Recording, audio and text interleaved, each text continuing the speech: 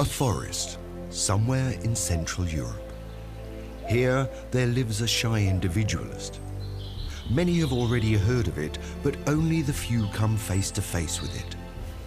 It's very rare to see it in the open countryside.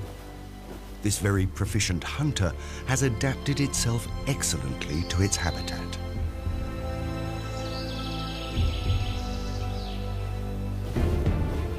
The northern goshawk. For many, the embodiment of the term bird of prey. Probably no other bird in Europe is disliked, ruthlessly hunted, and killed as they. But what is the goshawk's actual role in the bigger picture within nature? What makes birds of prey such unique and fascinating hunters of the skies?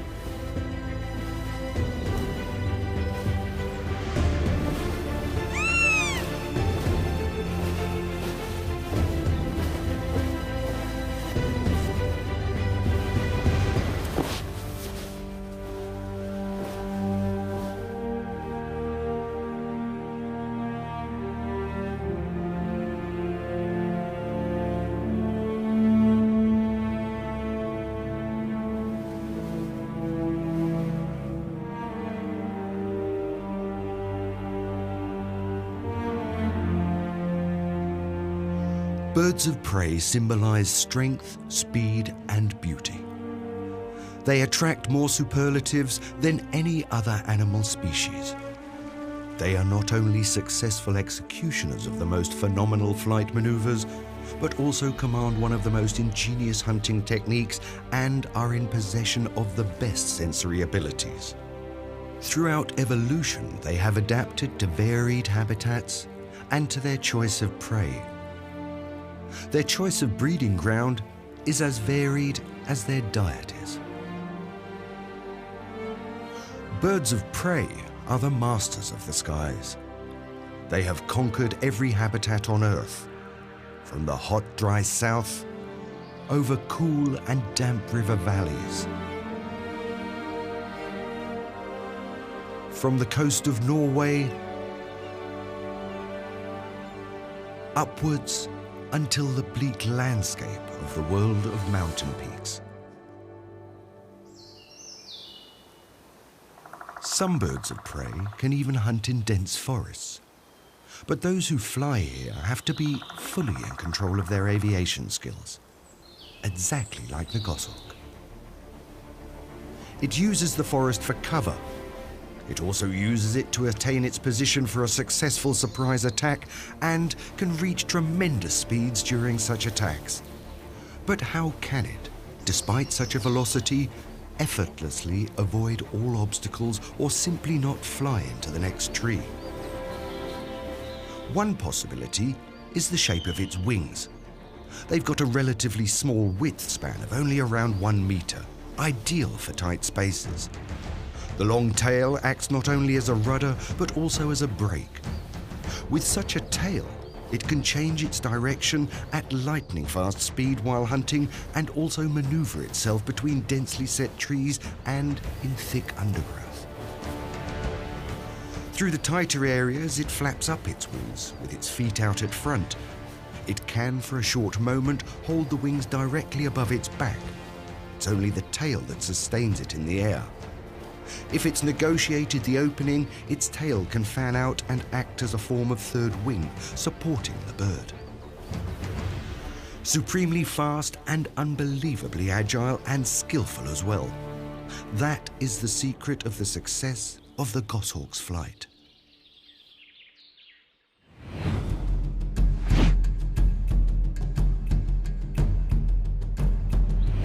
The goshawk's entire body is geared up for hunting.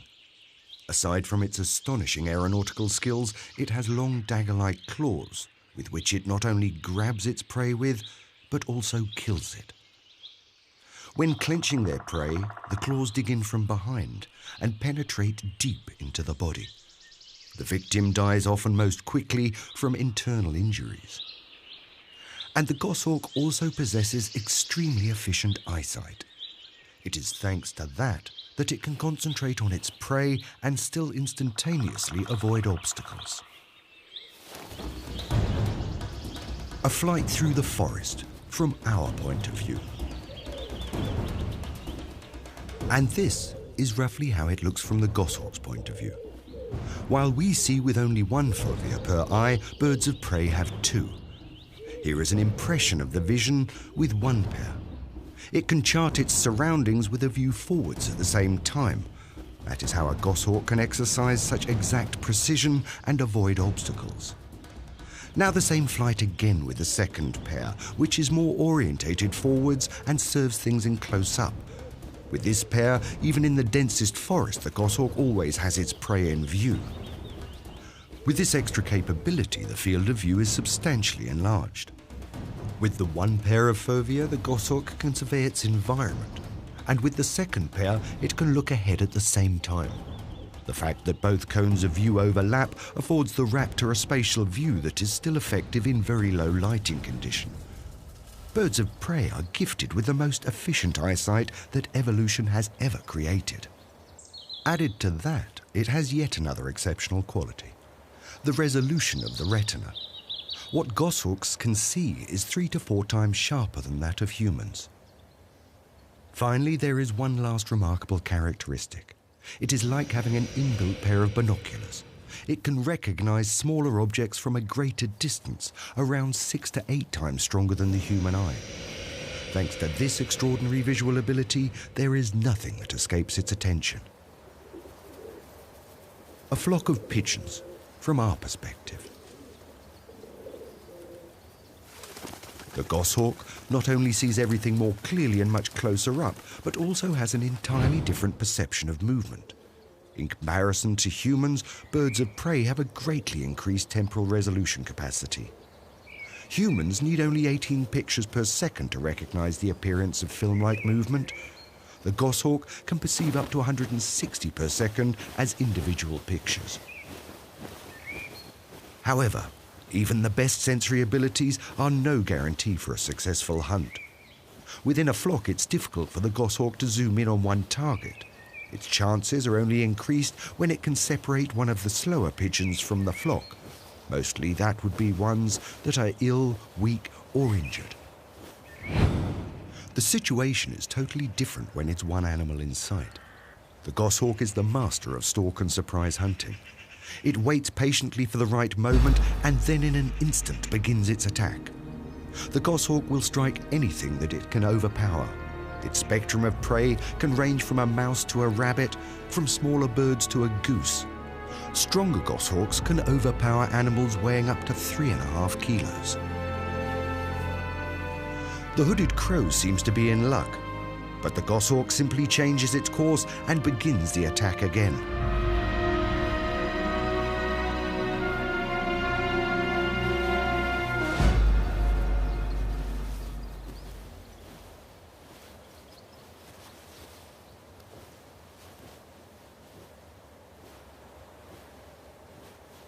Now the same scene again as we would see it. The entire hunt is over in a fraction of seconds.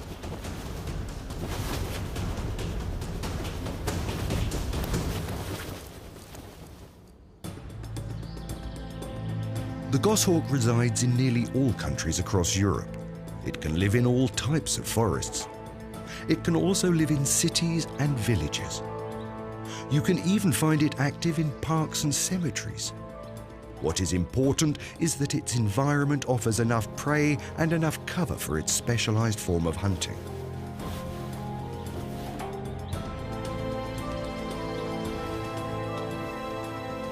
For this reason, its preference is for diversified forests that aren't so densely populated and offer easy access to open countryside, fields, meadows, and moors.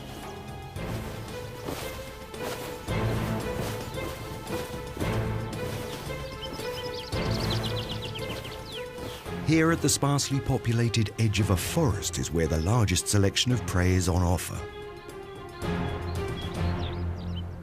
In contrast to many other birds of prey, the goshawk's breeding grounds are mostly found deep inside the forest. What's important is that it has a corridor of approach to the nest. The nests are most commonly found in large old trees at a height of 20 to 25 meters above ground. The male bird is responsible for provisions. The female feeds the catch bit by bit to the hungry nest of chicks. When the chicks don't need constant care and are more self-sufficient in taking the prey apart themselves, the female will also go out on the hunt.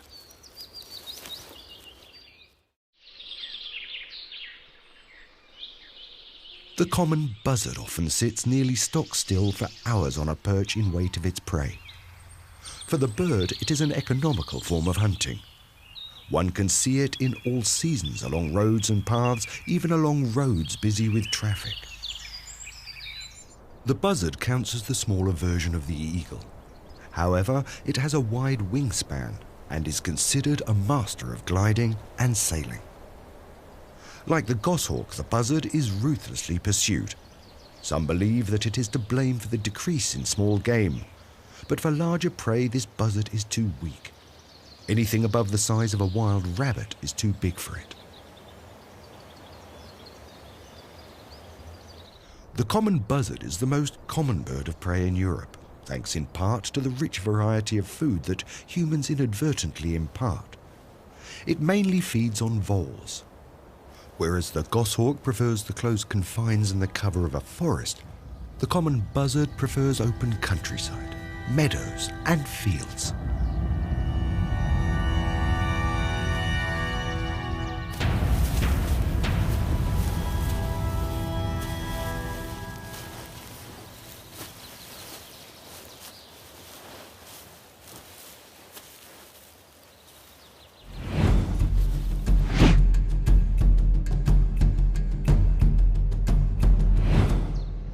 The numbers of new buzzards changes significantly from year to year. In years where there are plenty of mice, many more common buzzards survive as in years of reduced supply. Therefore, it is the food on offer that regulates the number of buzzards and not the buzzards that are responsible for the numbers of its prey. For these young buzzards, the lack of supply this year has marked consequences. Because there is not enough to eat, their hunger causes them to attack a sibling, pecking away until they're dead. It is both horrific and shrewd. It is only then that their chances of survival are increased.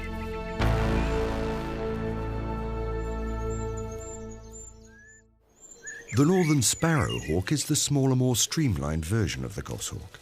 It uses a different strategy to ensure a more successful breeding. They attempt to counter the loss by producing a larger litter. However, with 5 to 7 chicks, the nests have little space. That one of the chicks should fall out of the nest is a common occurrence.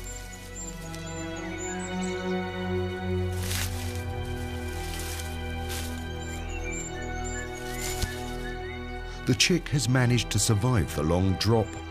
However, a chick that has lost the protection of the nest is in big trouble. The parents will not worry about a chick that has fallen out. Alone and helpless, it has no chances of survival on the forest floor.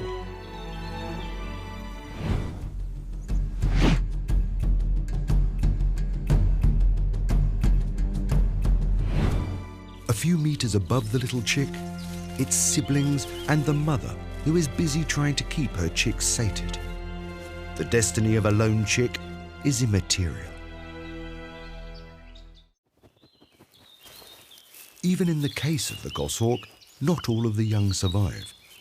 Natural enemies and disease decimate the brood. Only every other fledgling survives the first year.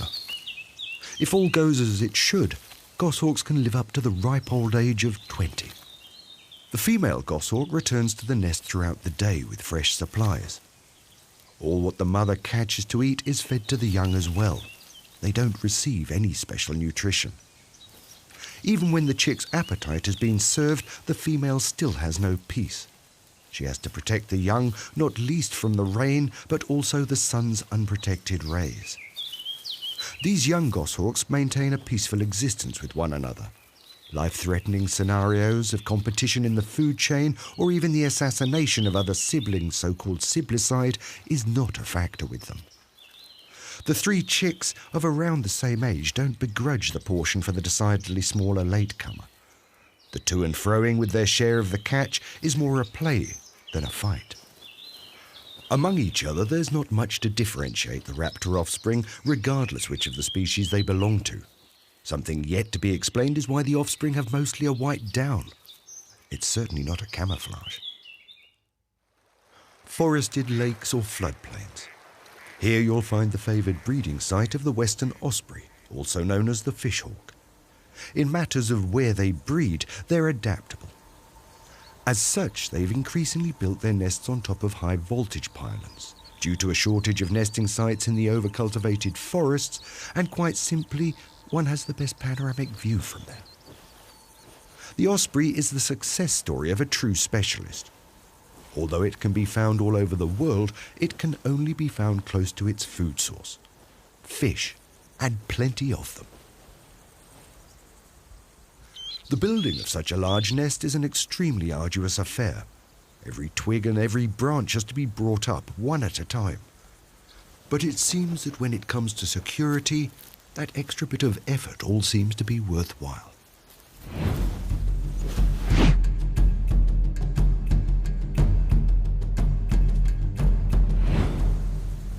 Osprey pairs usually breed once a year. Artificial nests are gladly occupied. The proximity to the power line seems of little concern, and mating at such a heady height is a balancing act of the highest order.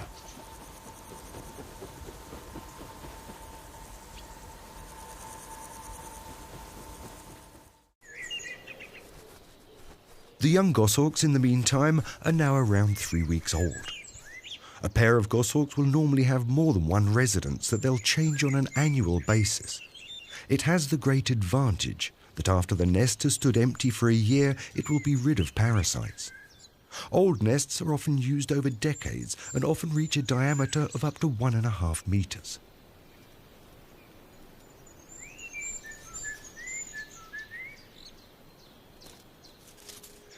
Even the young goshawks learn to keep their nursery tidy from an early age. As soon as they can walk, they hop to the edge of the nest and make sure their droppings fly a long way from the nest. Their cleanliness is purely instinctive, exactly in the same way that they regularly do a bit of training for their flight muscles. This is the hunting territory of another kind of eagle, the short-toed snake eagle. As its name suggests, its diet is made up primarily of snakes. Whether poisonous or not is of little concern. Once it has seen the snake, there's no escape. As opposed to most other birds of prey, the short-toed eagle's claws, as the name suggests, are relatively short. They're more suited to keeping the reptiles still. The short-toed eagle is not immune to the snake's venom, but it does know how to safely render them powerless.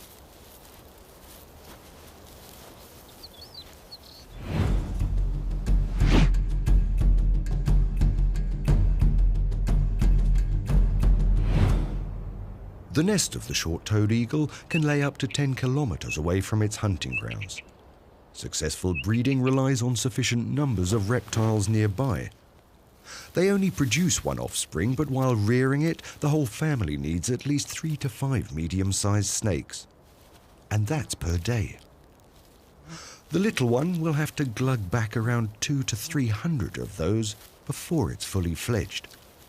But to begin with, a smaller version.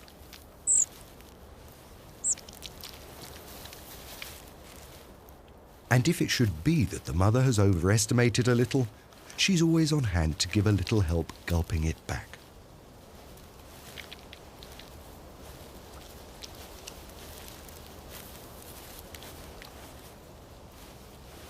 Just a little tug there, and there you go. The short-toed snake eagle was once widespread across Central Europe. Today they only live in the south and east of Europe, but meanwhile it is nowhere often.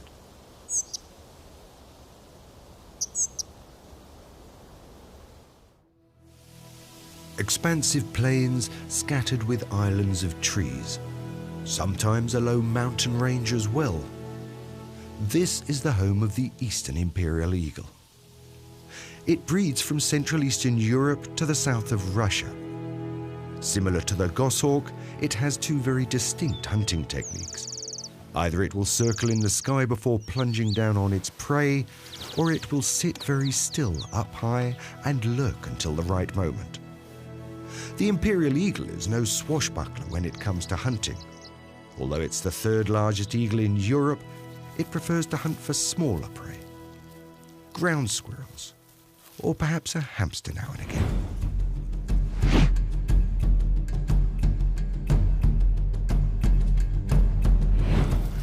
These ground squirrels are quite oblivious to the danger they're in. But the roof of this deserted house offers this young eagle a commanding view of the surrounding terrain. Nothing escapes its attention from its vantage point. Patiently, it waits for the right opportunity.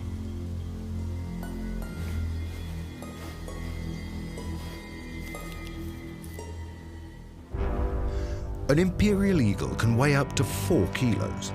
As such, every hunting attack is a major effort. With a powerful beating of its wings, the eagle accelerates into its descent.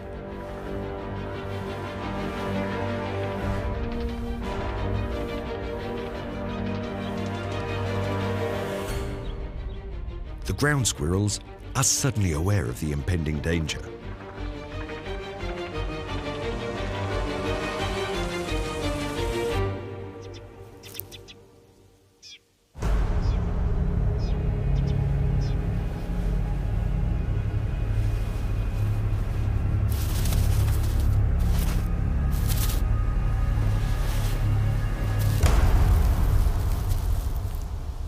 The surprise attack has come to nothing. The young eagle will have to put in a bit of practice. For now, the little rodents are a bit too nimble for him. The bird of prey is only successful if the other is careless. And on the ground, the lumbering eagle is of no danger. Even the ground squirrels know that. For the young eagle, it'll just have to retreat. But it will be back. The hunters and the hunted remain at a well-balanced equilibrium. The predator and those preyed upon have always had an effect on each other. When the one has improved its hunting expertise, the other will follow suit and develop new strategies to cleverly avoid the attacks. Inasmuch, it is practically impossible for a bird of prey to eradicate their prey.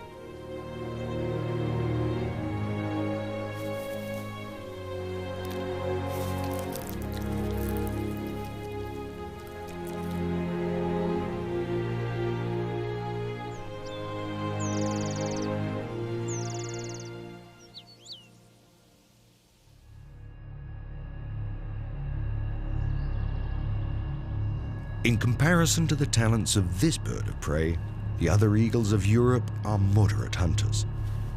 The golden eagle is not only the strongest and most versatile of its closest relations, but also the most audacious hunter. It'll even trust itself with animals that are prepared to fight back.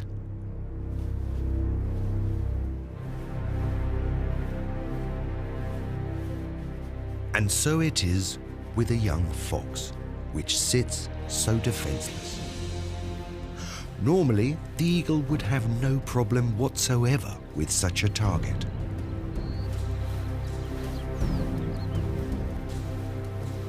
Foiled. And when on the ground, the golden eagle is at a distinct disadvantage.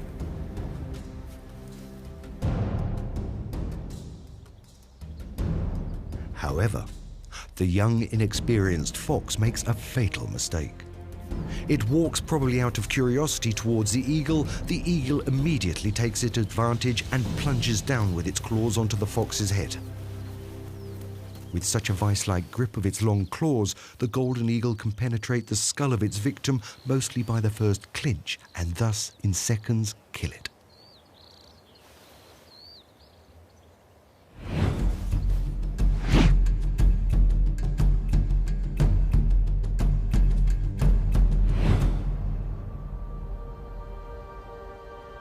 The Alps are the kingdom of the golden eagle.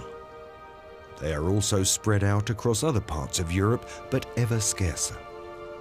Often they will fly for hours, surveying the ground for suitable prey or looking for dead game.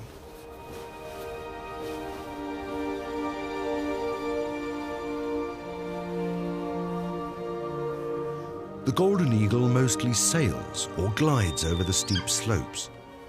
The wider the wingspan, the lighter the body of the bird, all the better for carrying heavy weights. In the case of the golden eagle, it is built in perfect proportion. Its wingspan can reach up to 2 meters. They're wide and long and perfectly suited to hoist and carry the eagle over wind currents. It's also thanks to these formidable wings that the eagle is able to transport prey which at times are heavier than itself.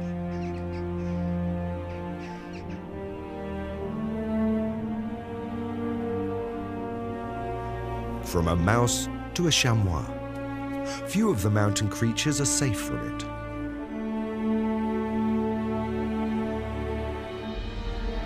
Often its attacks are at lightning speed, the element of surprise being the secret to its success. The golden eagle has caught out many an alpine marmot by such a tactic.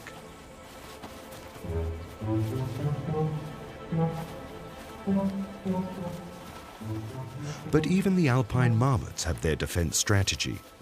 While the others play and frolic around, one always stands on guard. Those who remain alert remain alive longer.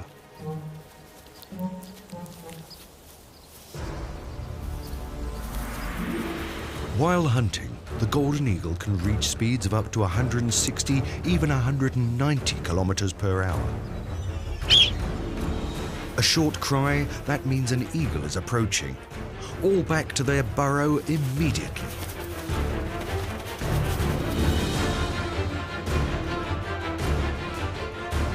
But one of the younger ones hasn't heard the signal. In the last moment, it manages to escape.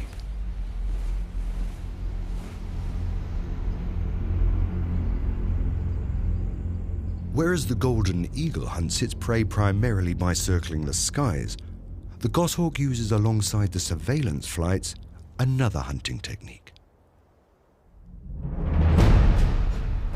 It sits and waits until something edible flies or hops in front of its beak. Nevertheless, even the goshawk needs an element of surprise for a successful kill, for it is neither the fastest nor the strongest native bird of prey. It can, however, accelerate very quickly to its maximum speed despite not being able to maintain it for long. If it doesn't manage to overpower its prey within the first couple of 100 meters, it'll probably give it up for lost. Less than 10% of its forays result in success.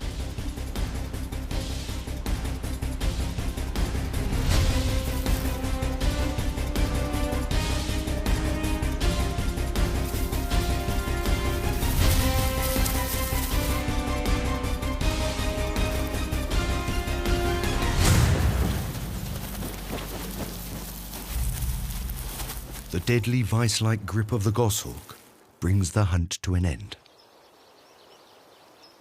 In a pristine carr with wet meadows lives the smallest eagle in Germany, the lesser spotted eagle. For a bird of prey, it has an unusual method of hunting. It looks for its prey on foot. The lesser spotted eagle can also hunt from the sky, but less so than other birds of prey. On forest meadows and on the edge of the river banks, it moves around like a stork and covers great distances on its long legs. Just such a grass snake would be wonderful. But it doesn't feel so safe with this fully grown specimen.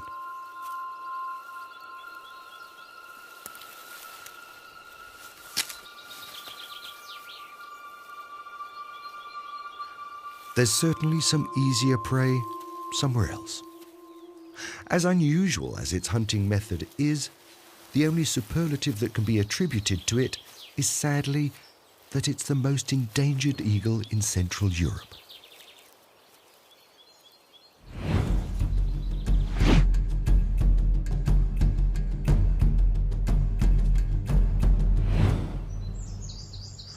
The lesser-spotted eagle has very high standards for its environment that today in many areas is not adequate. As such, the number of lesser-spotted eagles breeding in Europe is decreasing year after year. At present, there are only about 100 couples remaining in Germany.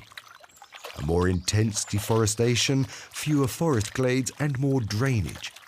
With every human intervention, the habitat of the eagle diminishes.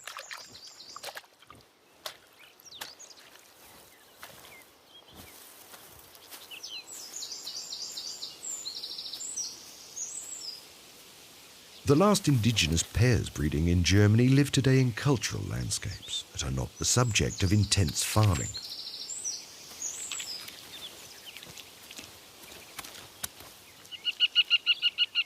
And if life wasn't difficult enough for the lesser-spotted eagle, this marsh harrier wants his share as well. The harrier constantly harasses the eagle.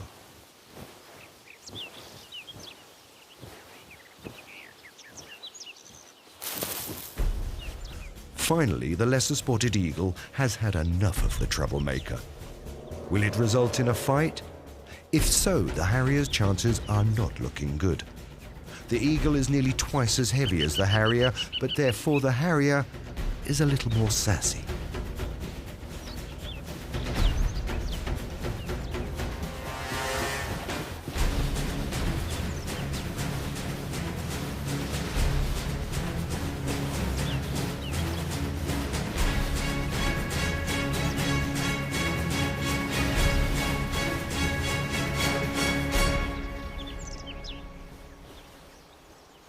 Apparently, the eagle decides that it just wants a bit of peace and heads off into the wilderness. And the harrier finally gets its prey.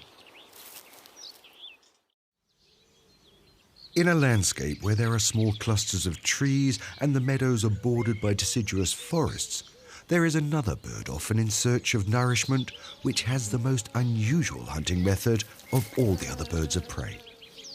The European honey buzzard. This large bird feeds itself, amazingly enough, mostly on insects. The larvae and pupae of wasps and bumblebees make up the largest part of its diet. To get to them, it digs them out.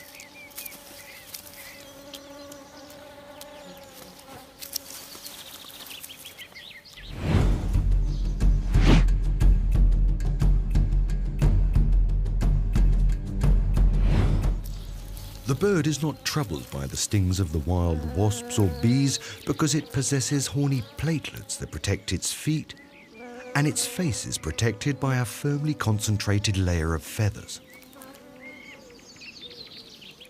Even the anatomy of the honey buzzard has over the course of time adapted itself to its particular hunting method.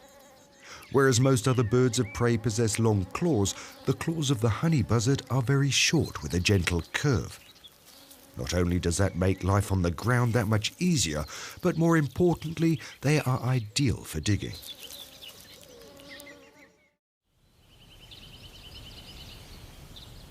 The hunting grounds of the goshawk are the borders of the forest. From its perch within the cover of the trees, it surveys the surrounding countryside and waits for potential prey.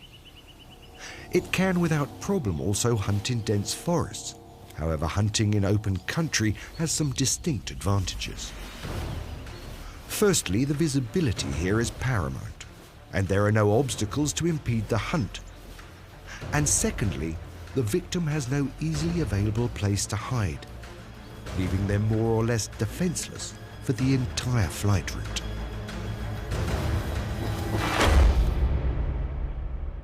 Goshawks, buzzards, and eagles kill their prey with their claws on their feet.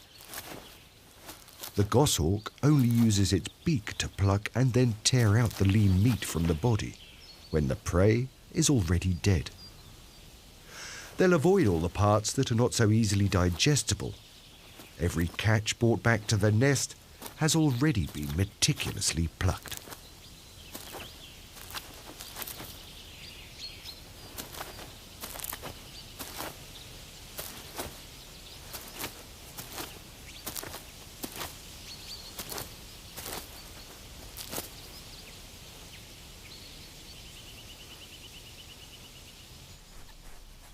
For the young goshawks, there is little distraction in the nest. As they get older, they'll train their flight muscles more frequently and more intensively. Later, it will be imperative for their survival. However, most of their time is spent sleeping, waiting, and sitting around idly.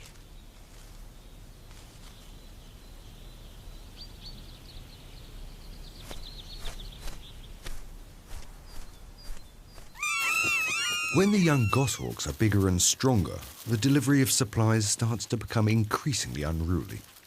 Sometimes many hours will have passed between feeding times, which means that the offspring are very hungry, and it's every man for himself. Here is where the claws come into action and where the feathers begin to fly. The adult birds sometimes only stay for seconds, throwing the prey into the nest before taking straight off again. The female only returns to the nest for feeding when the offspring are around 3 weeks old.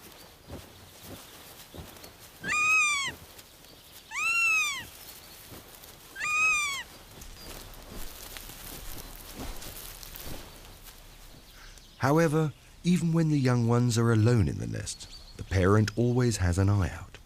The danger that an enemy will take advantage is too great.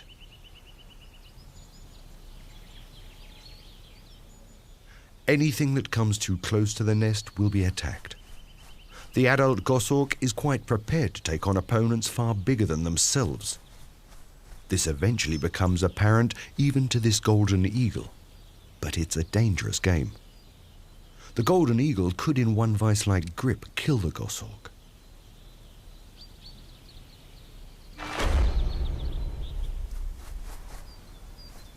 But the goshawk has the advantage. It is much more agile and faster. Again and again it swoops down on the larger eagle. It only ceases its attack when the eagle withdraws and the danger for the offspring has been averted.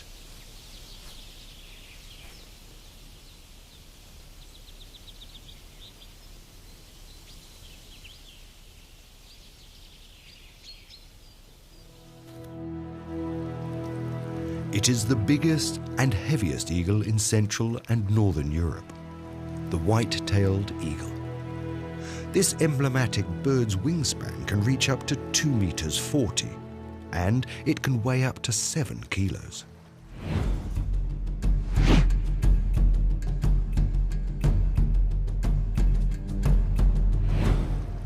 Their population across Europe also dramatically declined until the middle of the 20th century. Thanks to extensive protective measures, the situation has now significantly improved. Today, there are more sea eagles breeding in Central Europe than for the last 100 years. Nearly half of the breeding pairs live on the coast of Norway, and thus in an environment of extreme climatic conditions. However, here the bird can find a secure spot to build its nest in the calm forests along the vastness of the Atlantic and the extensive open countryside.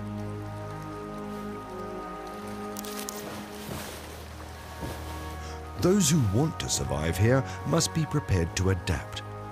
The sea eagle in this respect is truly adept. It'll hunt whatever is indigenous to the surrounding environment.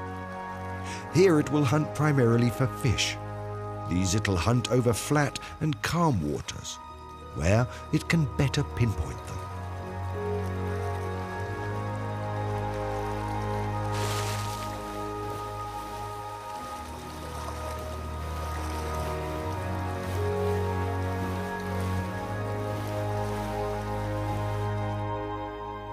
Although a breathtaking backdrop, high up in the north and on the rugged coastline of the Atlantic, it doesn't always remain so romantic.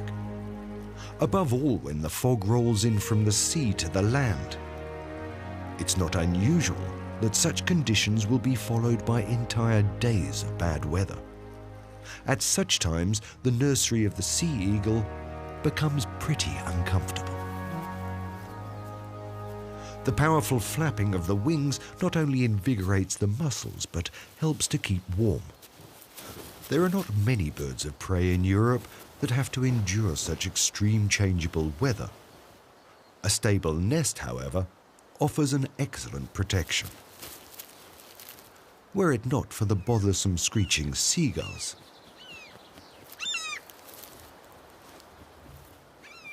Above all, when the adult bird brings its catch back to their nest. Considering the pesky troublemakers, the female doesn't remain long at the nest. She throws the food in and quickly takes off again. The young eagles will have to deal with the grumblings of the neighbours on their own.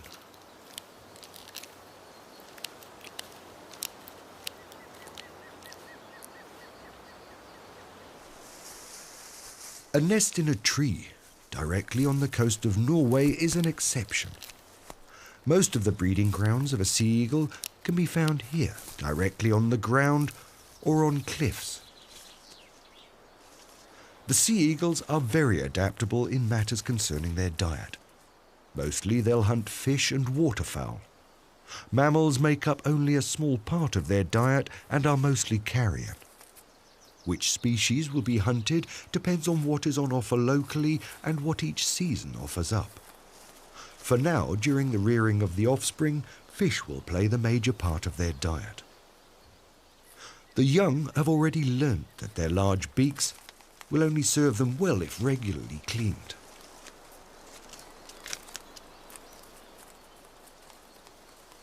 After 80 to 90 days, the young are fully fledged and take leave of the nest. The offspring will remain under the care of their parents for some time before eventually flying off to find their own territory. Whereas the adult birds usually remain close to the breeding ground for the entire year, the young roam far and wide and eventually leave. Until that point, however, they are killing time. Everything interesting will be investigated. Perhaps it's something to eat, or at least something to be played with.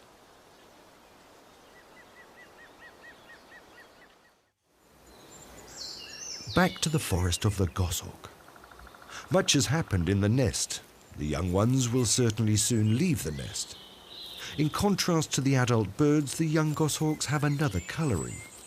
They've got a red tint to their underbelly with black spots. Before they'll leave the nest, they'll have to do some intensive flight muscle training. It will be vital for their future.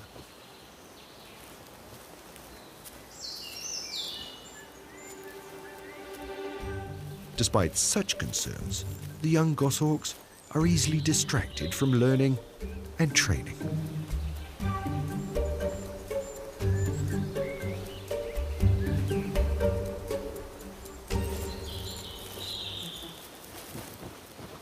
Now, at an age of between 40 to 45 days, they'll make their first attempts to branches close by. They will spend most of their time sitting on other branches close to the nest. They can't as yet fly properly and therefore will remain for a further 4 weeks and continue being cared for by the parents. The young ones always stay close enough to the nest so that they can get back quickly again. For now, 1 or 2 of them are still a bit shaky on their legs. Over the course of time, the distances will increase until neighbouring trees can be reached with a hop and a flutter. Their flight muscles during this period are constantly being trained so that their early leaps develop into short flights. Over the course of the summer, the young goshawks will finally leave their parents' terrain. From then on, they'll have to deal with everything alone. The young kestrel, on the other hand, is comparatively spoiled by its parents and receives its food already prepared into bite-sized pieces. Their home, however, is not an island, and in this forest they are not alone. When the adults leave to hunt, it's dangerous, and the offspring have to fend for themselves.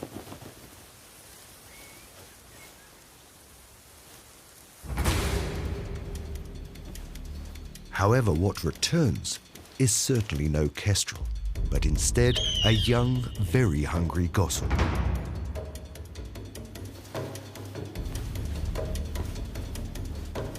The young in an unguarded nest are easy pickings.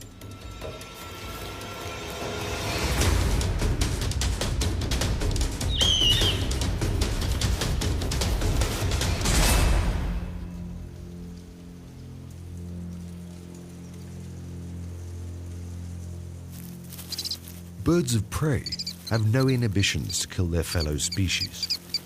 What can be overpowered will be battered. The goshawk is more than capable of taking the offspring of other goshawks from a foreign nest and then feeding them to its own. It is only their own offspring that will be spared. The kestrel has noticed the attack.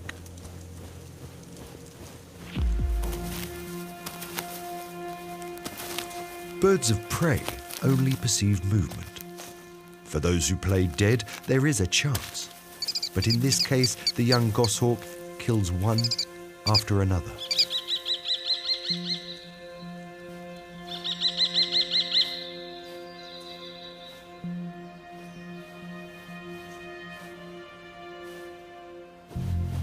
The adult kestrels have to watch helplessly.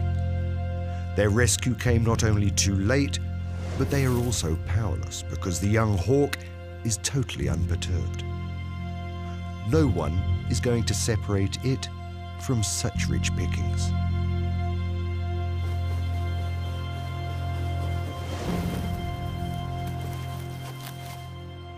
At the end of it all, only one young kestrel has survived.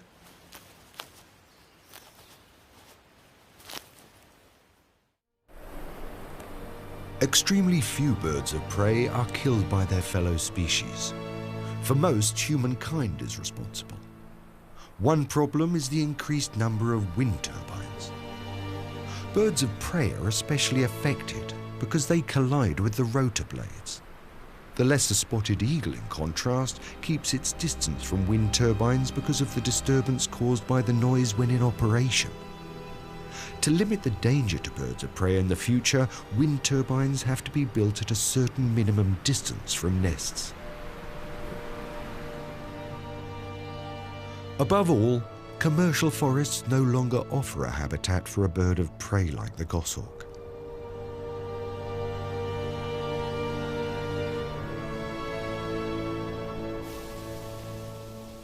Monocultures are neither a habitat for the hunter nor the hunted. What's here for a bird of prey to hunt? Which prey is meant to still live here?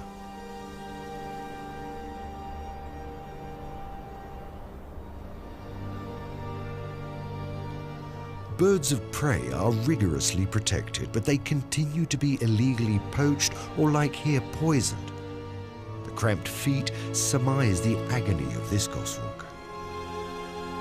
Added to that, birds of prey are shot as they were before, as shown by this hole-riddled breastbone of a goshawk.